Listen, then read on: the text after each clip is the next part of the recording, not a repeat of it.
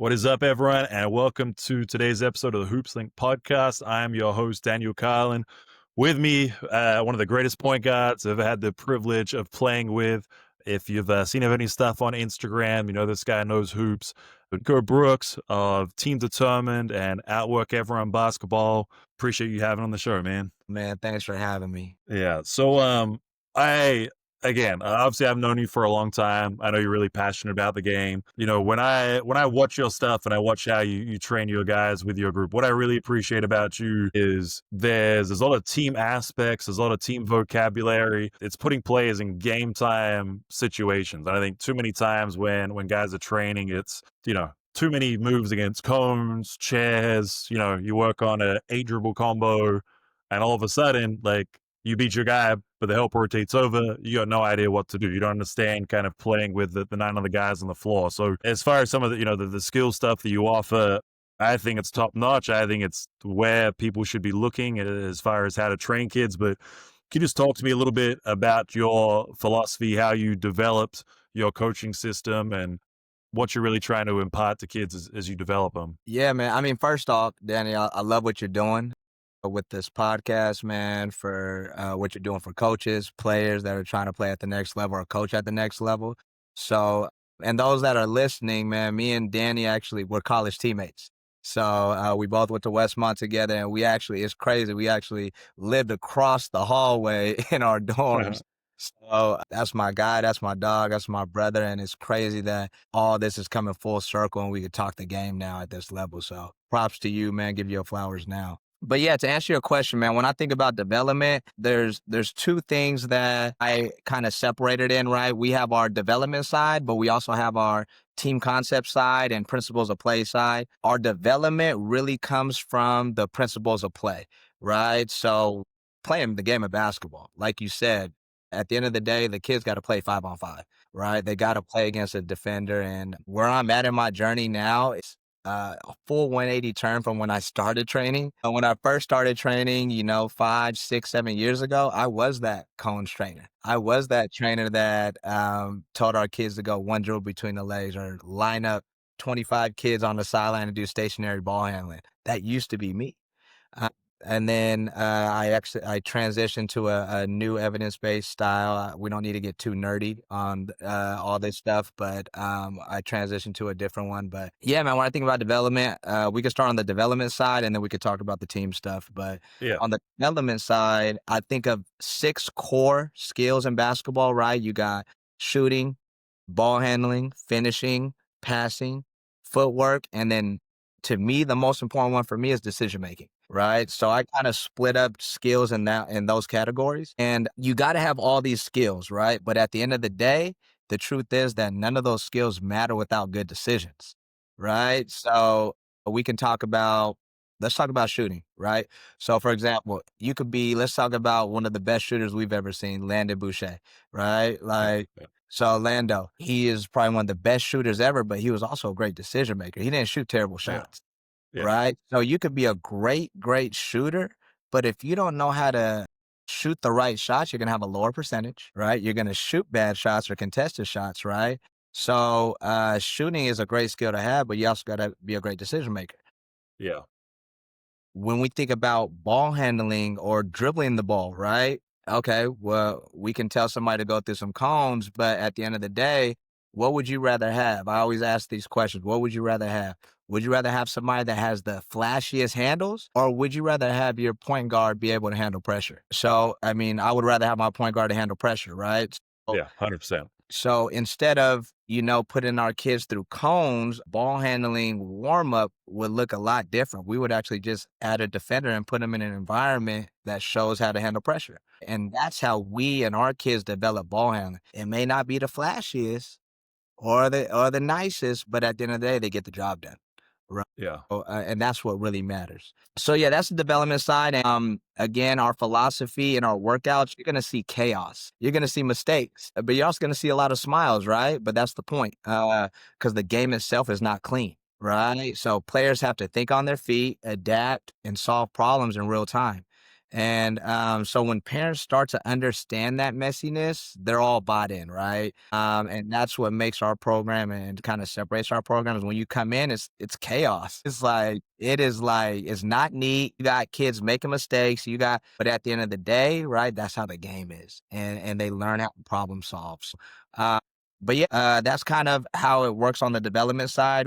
We put our kids in these situations, but it starts with the foundations of our principles of play. And you talked a little bit about our terminology and our vocabulary. And I think that's the biggest thing on how our kids are able to, even our youngest kids, we have second, third, fourth graders that are able to understand the game because of the terminology we use. And for example, we use like for spacing, as you know, for young kids, spacing is the toughest thing, right? Everybody's jammed up, everybody's in the key. So we use a term called the floor is lava, right? So we say anything inside the 3-point line, the floor is lava.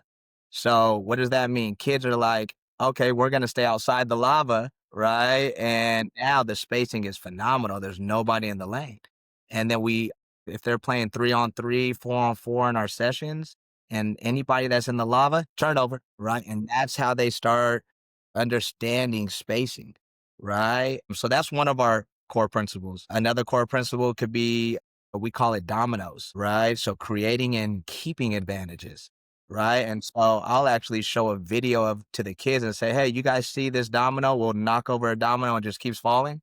And then they'll be like, I said, that's the same exact thing when you have an advantage. When you beat somebody and then you kick the ball out, somebody catches the ball, you can't hold the ball. Now you got to keep those dominoes falling and keep that advantage. So now they understand that concept, right? And then for shot selection, we also use a medal system. So a gold, silver, and bronze medal system.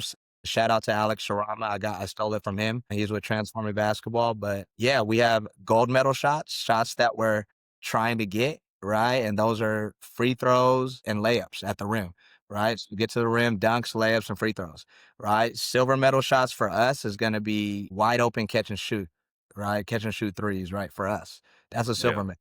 And then a bronze medal shot is, and obviously I'm going to have critics that say, you got to shoot the mid range, all that. But at the end of the day, right, it's not like we're taking that away from kids. We're just influencing kids to get the best shot possible.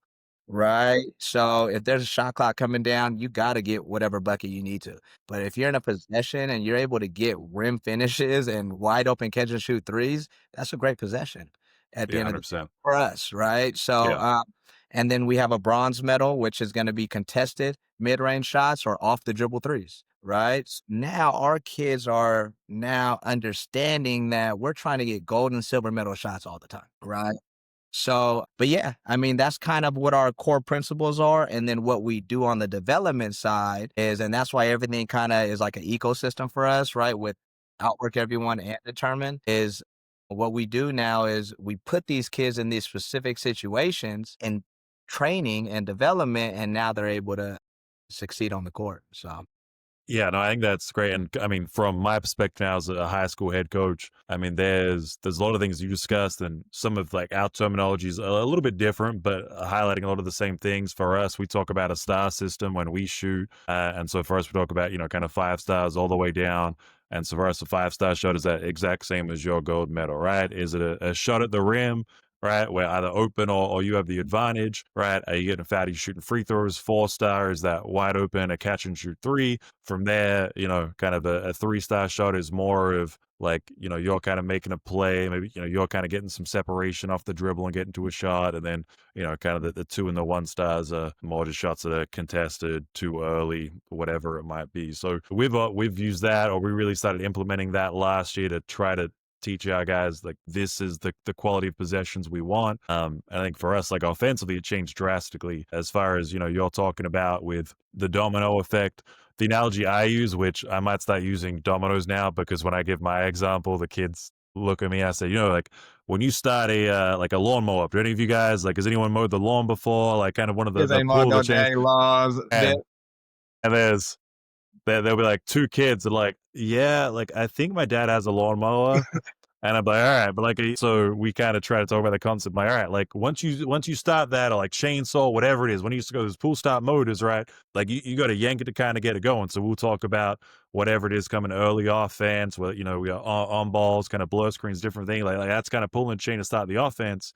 But if I'm mowing the lawn, I don't want to mow, stop, pull the chain, mow the lawn, stop, pull the chain. I want to start the engine and I want to roll until the job's done. So as you're moving the ball, you don't want to be the guy that just stops it and has to start over. You want the ball to keep moving. So I think all these terminologies and these concepts we just went through tryouts at the high school, and one of the things that we're looking for when we assess all these kids that are coming in, we're a big school. We had over 70 freshmen that tried out, and I'll throw out basketball terminology, and a part of it is like who understands what I'm saying, like who was able to actually kind of get to these spots, who understands that if I say this drill and I kind of point out these things as to what we're looking for, which of the kids that go like I know what you're talking about at coaching it there. And that separates probably like half of the kids that try out automatically just gone out of the way. And then I have kids all the time that like, oh, but like I play basketball all the time and I go to LA Fit or Esporter all the time to play. And I'm like, all right, well, like you're playing and that's good, but like, do you like, are you just like, you just running around and throwing up the ball? Like, are you understanding the intricacies of the game, especially at higher levels? Coaches are going to be after a specific thing that needs to be a certain style of play. And if it's like, anyway, if you go somewhere, you don't speak the language, it's kind of hard to understand what's going on. But that's why I always appreciate what you do. And I wish that more, especially kind of elementary, middle school age AAU coaches or trainers were implementing into their systems, because by the time they get to me, and I have parents will tell me, oh, I played AAU for X amount of years. And I'm like, all right, well, I just put your kid in an offense, and like this guy can't drive to the lane because he's standing 5 feet away from him asking for the ball. So, I think that those aspects are huge. I think that idea of skill development within the sense of 5-on-5 is huge, right? There are so many kids that I want to get a bag. It's like, that's good. And I told a lot of people this. For us, when we picked our team, we had 4 kids that were freshmen that made it to either our JV or varsity level. The biggest separator they had out of all the other freshman kids that make it, or the freshman kids that got cut, is they understood how to play off the ball. They understood how to get to the right spot, and they understood how to play basketball without dribbling the ball. And because of that, they were light years ahead. But if you go, watch kids try out, they want to get the ball and put it down and do all these moves straight away, and they do nothing. It's like, all right, well, man, that's really cool that you're basically doing a spider dribble at the top of the key, but Right. that doesn't work in a game. So I would encourage anyone that's listening to this episode, if you can, go check out Outwork Everyone on Instagram, just so you can see some of those examples. Because again, for me, I mean, there's even some of those side games that I'm stealing and pulling for myself to go play with our guys to help them understand. But with some of that thought, obviously talking about team determined a little bit, and AAU, it's such a hot topic for everyone in basketball. Good, bad, people have very strong opinions about it. And we were talking about this a little bit before we jumped on and started recording. But it's flooded. And I think there's a lot of programs that are there to make money off kids. There are a lot of people that see it as a career choice. I know how much money is in youth sports. And so they went, that seems like a fun way to make some money. You obviously then have the programs that, have the history, have the success. Obviously, Team Determined, a Nike-backed program that goes and gets to participate as part of the EYCL, EYBL programs. Can we talk just a little bit about, as far as like when a kid goes to play AAU, right? Like what should that experience be like? What should they be getting out of it? And, what do you think are the real values that should come through when a kid plays AAU? And then maybe, when should a kid should or shouldn't get involved in AAU? Yeah, so I think it comes down to number one, what is the goal, right? So what's the goal for the kid? So we have a percentage of kids that they want to make the high school team, right? We have a percentage of kids that want to play varsity. We have also a smaller percentage of kids that actually want to go and try and play college ball, right? So number one, it really, really depends on, is my kid going to get prepared in this program for that level? Right. So again, we talked about those principles. We talked about the development side.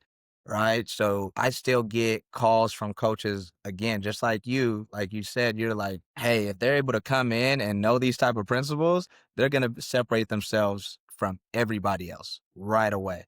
Right. And also, I think that a big red flag too, that AAU program plays only zone defense too, that's a big red flag, right? So I see kids and I see teams that sit in zones all day just to win a third grade game, just to win a fourth grade game. Like for what, right? You win the game, you look good in third through fifth grade, but obviously, there if the fourth grader is shooting the 3-pointer, it's going to be a low percentage for them to shoot Yeah. that ball, Yeah. right? So why not sit in a zone and hope and pray that they miss shots that game? Easy way to win. But development wise, it really does hinder a kid's development. So I would really look at that and say, hey, does this program care about wins, or does this program really care about preparing our kids? Right. So for our program, I know for a fact that we're one of the very few programs that play man to man, whether we win by 40 or lose by 40. We're Yeah. playing man, right? Yeah. Because now our kids know whether you're guarding the ball, whether you're one pass away, two pass away, you're in help side, right? If you can X out to the next offense on a kick out, right? Can you try to get to neutral while the team is trying to be in dominoes, right? Can you fill switch on a help? Like all our kids know these stuff, right? Going into high school, right? Instead of sitting in a zone. So the last thing you want to do is last thing you want to do is for these kids to get exposed later because Yeah. you care about wins, right? But yeah, I mean, when it comes to the Nike side, I think that again, exposure is great. We have that backing, but exposure without preparation just exposes what's missing, right? Yeah. Yeah. So That's at the good. end of the day, we have great exposure, but you got to be prepared for that stage. Yeah. So I think as far as some of that exposure pieces, and again, I mean, I think it's such a telltale sign that you're part of a good program. One of the first things you talk about is defensive principles, because there's a lot of AU programs that like kids go and play, they come back to me and we start talking about defense. Like, damn, like you haven't thought about defense all summer. So I think that's a great step there. What I find, and probably my frustration is as a high school coach when I talk to parents, is there are so many programs that are dealing or say like, we're paying this or we're going to this program and they're paying what is kind of being advertised exposure fees, and they're going to tournament and like there's not a coach insight. So obviously, I mean, you've got the Nike teams, the Adidas 3SSB teams. I mean, Puma, you've got Under Armour, kind of these different circuits. As far as like, if you were trying to counsel a family on, okay, like your kid's got talent and you want to put him in a position where he's going to be in front of college coaches, and you're trying to figure out like what AU program is that? How do you go about sorting through like where does the kid go? How do they get seen in front of coaches, and how can they be sure that that program actually is what they're selling to people? Yeah. So I think it depends what grade they're in, what age they're in, right? So if they're in, I really believe this, if they're in, sixth, seventh grade on the junior EYBL circuit, obviously there's not going to be college coaches there. Oh, yeah, 100%. Yeah, however, I do think it's still great for the kids' development, right? So exposure to other colleges, no. Exposure to the best players in the nation, 100%. Right? So do I think that for development, being on the junior EYBL, being on the Nike circus, I think it's great for the kids, and I think they're gonna get exposed to kids outside of the area that are the best Yeah, kids in the nation, and it will, at yeah, the end of the day, help them not just with their development, but help them with their confidence going into high school because 'cause they've been playing against the best kids, right? They've always been on that stage and platform. When it comes to being older, I think 10th, 11th, especially 11th grade, I think you absolutely have to be on a circuit, to get seen. I think, obviously Nike is us, we're with Nike, and we had we were in Kansas City, and in one gym was EYCL, right next door in the same gym was EYBL. And I can tell you this, there were hundreds of coaches in both gyms, EYCL and the EYBL. So um, I highly recommend it, especially if you're in high school and you don't have any looks or offers. But it's also a different time. It's tough for high school kids now.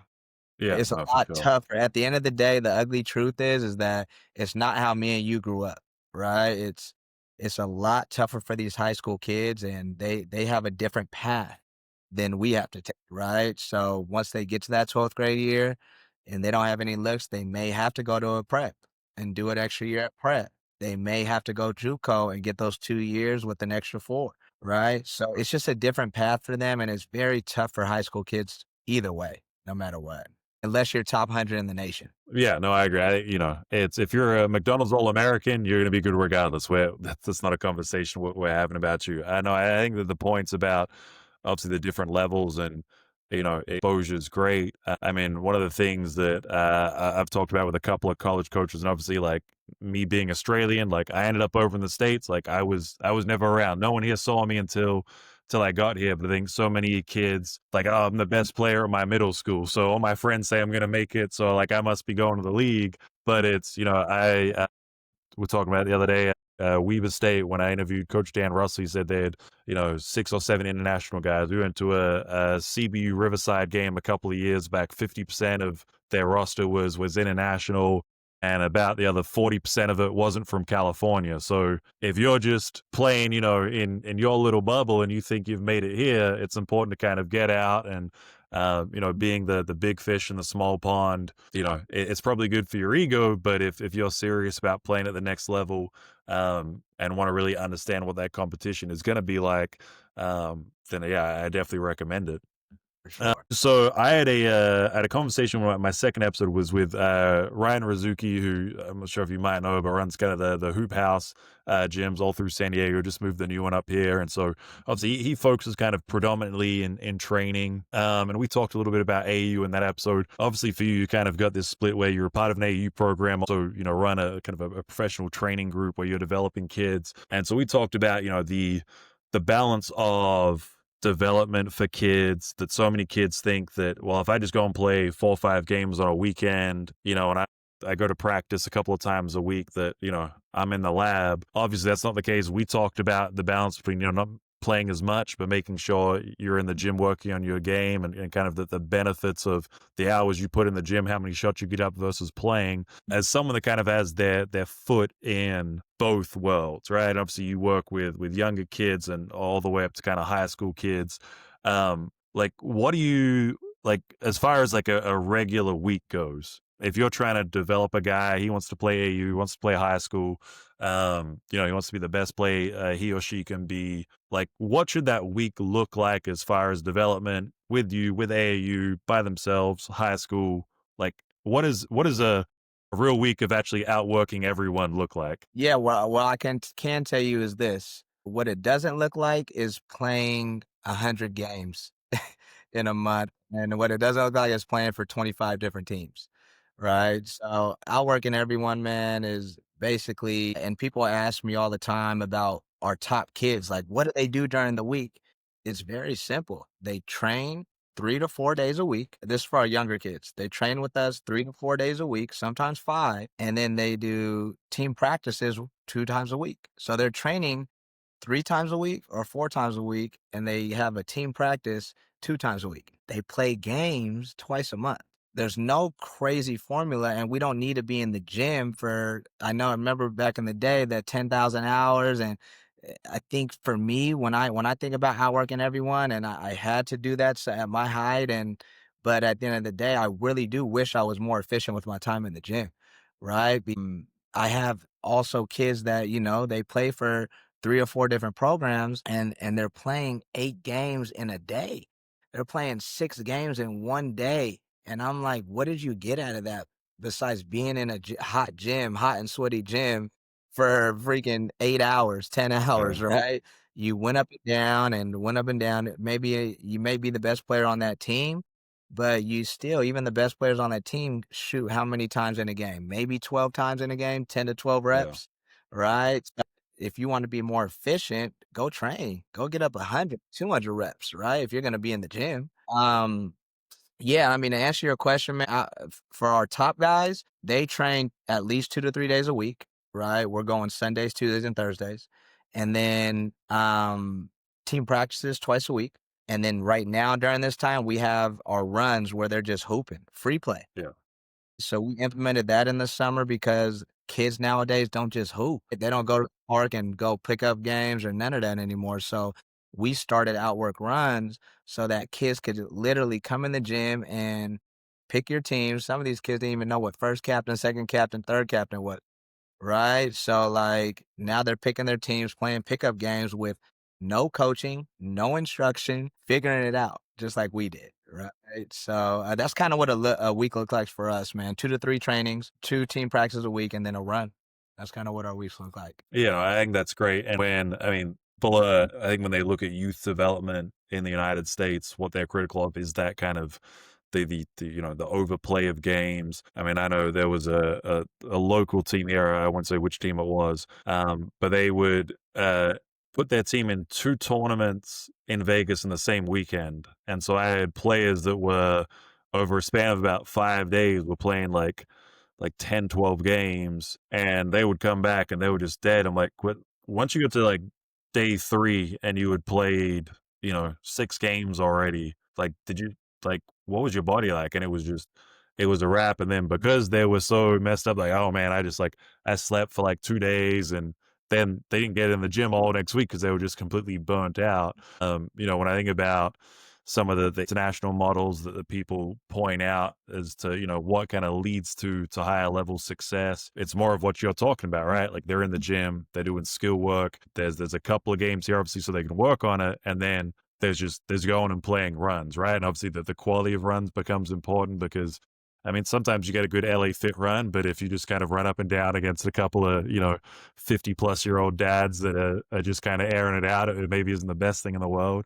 Yeah. But being able to just kind of get out, hoop, get after it, like work on some of the stuff that you've been in the gym doing and not having to pay for a game. Like, I think that's the funny thing is like, it used to be just pickup was such a normal thing. Whereas now everyone feels like, well, if I don't like pay for this game and I don't actually have a jersey on and there's not a ref, like, what's the point? And it's like, man, like that was such a small amount of the actual games that we ever played because we were so used to just kind of going up and down in the gym. And I think that, what you're talking about with like the quality of practice, I think that idea of like deep practice, because again, people talk about like, oh yeah, I was at the gym for like 8 hours. I'm like, there's no way that you got anything out of that. Like either you got a couple of like good hours in, maybe a good hour, and then the rest was just whatever. Or like it's not like through osmosis, you just walk into a gym and you get better. Like you actually have to do something. I think that idea and of deep practice and it's like a lot of the top guys, NBA guys talk about that. Like, hey, I'm trying to get in the gym for an hour. I'm trying to get my shots up, and then I'm trying to go and take care of my body and make sure I'm doing all that. So yeah, no, I agree 100%. And again, I think that part of my motivation for having you on the episode is that I think what you're doing is such a blueprint for what youth development could and should look like here that really is going to impact kids, that the more people should be trying to move to what you're talking about. There's this evidence-based development. So we've talked about you're kind of working from, what are the youngest kids that you work out that come to you? Man, we start at 2nd grade. So we got 2nd graders all the way to our college guys. So, and the cool thing about what we do is, and the evidence-based training is, it works for all age groups, right? So I'm not going to get too nerdy about the science behind it on the podcast, but you can literally constrain a workout and cater it to a 2nd grader and have the same exact workout for a high school kid or a college kid, but obviously just a more advanced Yeah. constraint workout. So, but yeah, we start at 2nd grade and go all the way. Yeah. So when you're talking about those kind of levels, obviously, I mean, 2nd grade, like like, you're real young coming in, trying to figure out if you can actually like get to the rim on a 10-foot shot or not. Then obviously as you get to kind of the high school guys, the college guys, those are obviously a higher level. Can you walk me through just like your ideas about kind of steps for development? Like what are the most important things for that kid that comes in that's in 2nd grade? What's the most important for them when they start? For the middle school kid that's trying to get ready for high school, what's the most important for them? The high school kids, they're getting ready for college for pros, so on. What are those kind of phases of development look like for you, and what should they be getting out of it? Yeah. So number one, have fun. When you talk about elementary school kids, it should be all about fun. At the end of the day, we're talking about 2nd, 3rd, 4th, 5th graders. They got to have fun, right?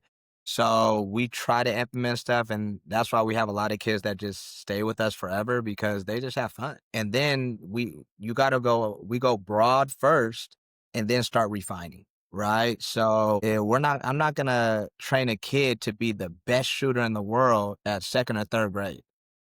we're going to teach that kid those 6 core skills that we talked about earlier. We're going to broaden that landscape and have them learn all these skills. And as they get older, it's about performance, right? In high school, it's about performance.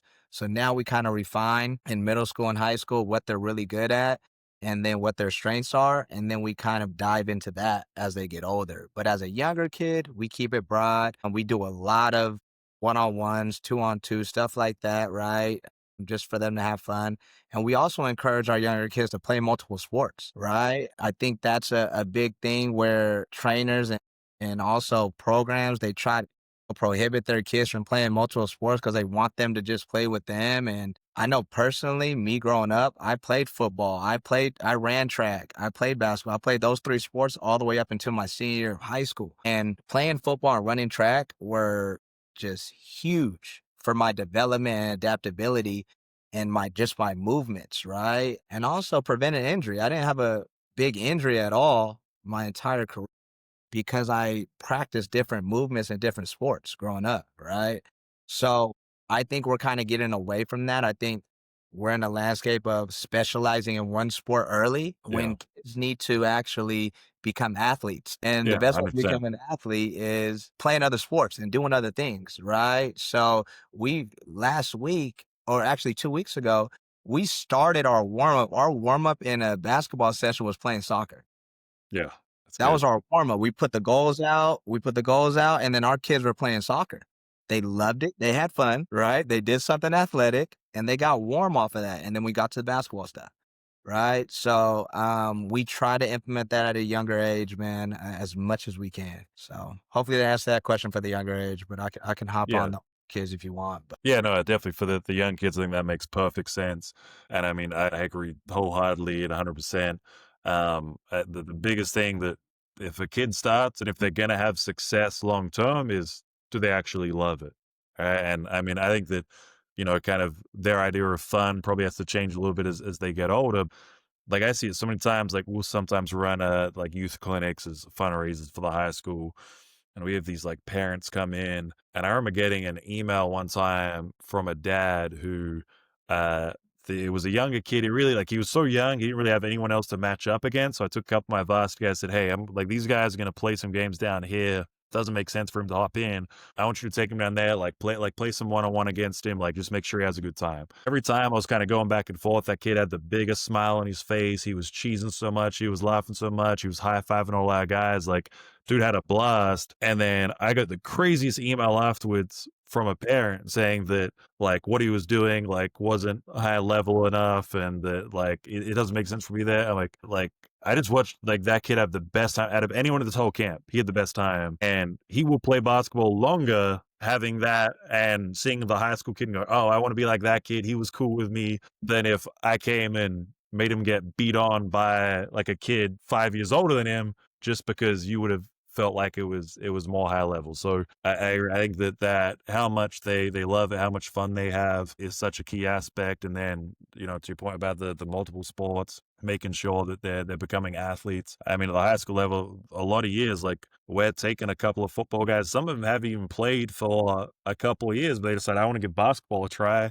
And it's like, all right, well, hell, you're 6'4", 6'5", and you right, can rebound, you can screen, you can run. And this kid over here that's been hooping every day for the last 10 years, well, athletically, he can't, like, you guys don't match up. You're going to beat him out every time. And so, yeah, I think that specialization and just like the burnout in youth basketball is such a big part where parents get so hell bent on my kid's got to be the best third grader and that like in the scheme of things, like if you actually, have aspirations and hopefully your kid shares them, playing varsity basketball at high school, playing collegiate basketball, how good they are at 8 or 9 probably isn't a great sign of where they're going to end up in the long run. So I cover the young kids great for some of those, the high school kids that are, getting to college or the college guys that are trying to get to pros. How are you approaching them? Yeah, so I think as you get older, when you get to like 7th, 8th, 9th grade, I think get in the weight room.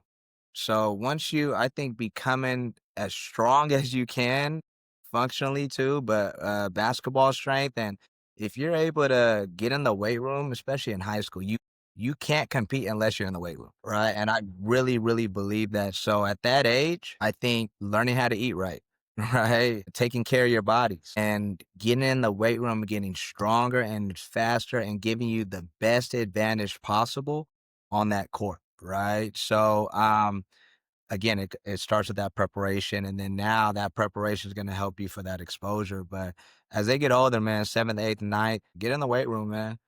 Get in the weight room for sure. That's going to be the separator. Yeah, no, I agree. I think I see that at the high school level too. Who are the guys that can physically compete because, your skills essentially get capped by how strong, how quick, how athletic you are. You can by yourself be the greatest shooter in the world. If you can't get to your spot because you get pushed off, or if guys close the gap too quickly, if when you have to go past them, like you can't take a hit, that's kind of it for you. I mean, I talked about kind of getting ready for high school and coming in, but if you had to choose how to spend your money, getting a good strength and conditioning trainer would be the number one thing that I would try to recommend to help you prepare and get there. And then to your points about like, I think like the nutrition and diet really start to matter as well, because okay, all right, you're going to put all this money into a strength conditioning guy, and then like at the high school, like kids get a free lunch, but it's like a slice of pizza. Yeah. And if all you eat for lunch is a slice of cheese pizza, your body is not getting what it needs to actually develop. And so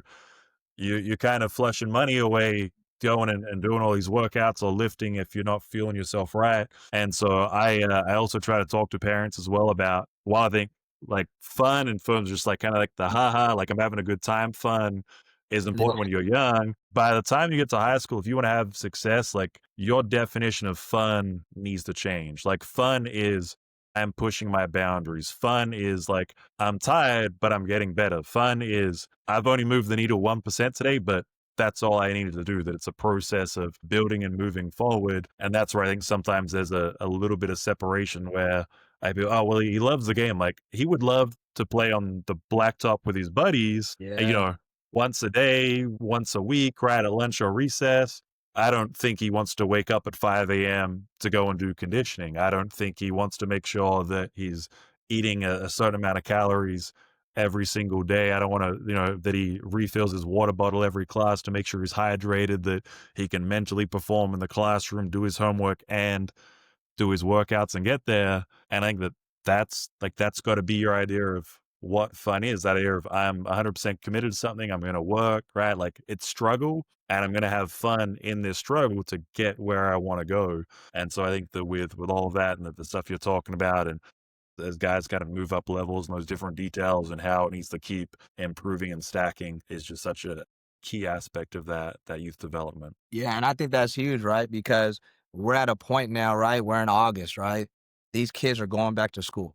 So in the summer, the gym is just packed. Everybody's in the gym, everybody's grinding. I would say as soon as school starts, only my serious ball players are still coming to workouts, still grinding and training, even through season. Obviously, we change our style of training, right? We do less contact, all that stuff. But even then, only my serious ones that really, really take this serious, those are the ones that stay in the gym and they don't come up with excuses talking about school just started, coach. I got this, I got this. Instead of saying, hey, coach, I'm about to learn how to manage my time as a student and still get it done and still get at least an hour and a half in a day of extra training, they come up with excuses during this time of year, right?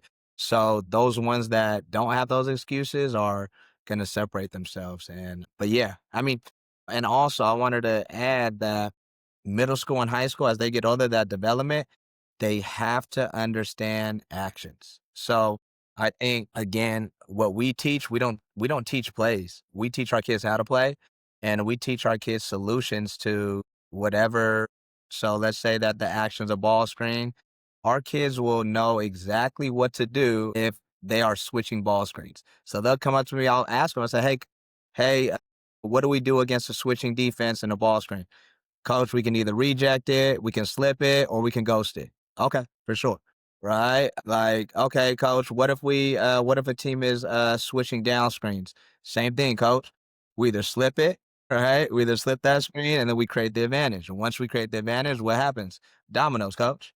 Right? So like all of our stuff no matter what defense they see, they got to know what the solution is to that defense every single time, right? So I think going into higher level middle school and high school, they got to know solutions to actions for sure. Yeah, I think that's big. And again, those guys that have the IQ, sometimes that's a separator to whether they make the team or whether they're playing. I always tell guys, right, like there's, making the varsity team would be one thing, right?